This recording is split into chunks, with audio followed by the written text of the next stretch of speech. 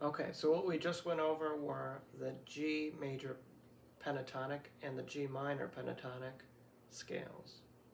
So the first three notes is what makes up a G major chord or a regular G.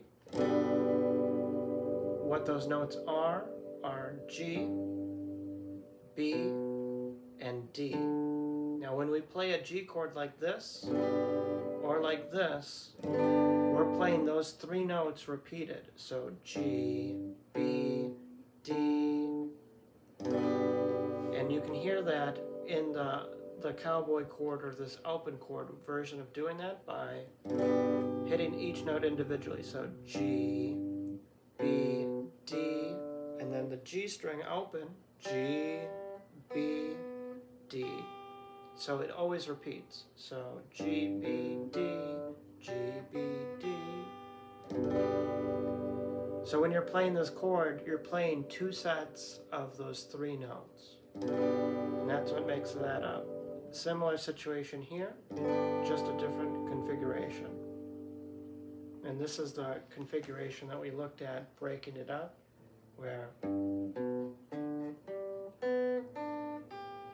if you break that down, you're playing these notes.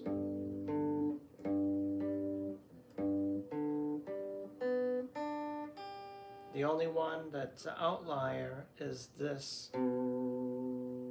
B note right here. So if we want to play this in order, we have to add that finger in there. And that's why that's the outlier. So the big gap from here to here, or here to here, depending on if you're using your pinky or ring finger, that's the only outlier right there from this chord shape. And this is a E bar chord shape, but we're playing a G. So why we call it a E is because the same shape is the shape that we would play if we were just playing an E.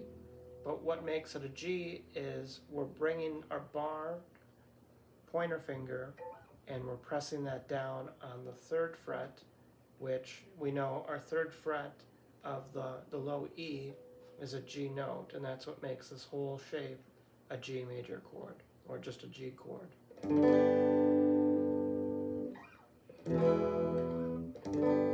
So that is what we're working on, and it's September.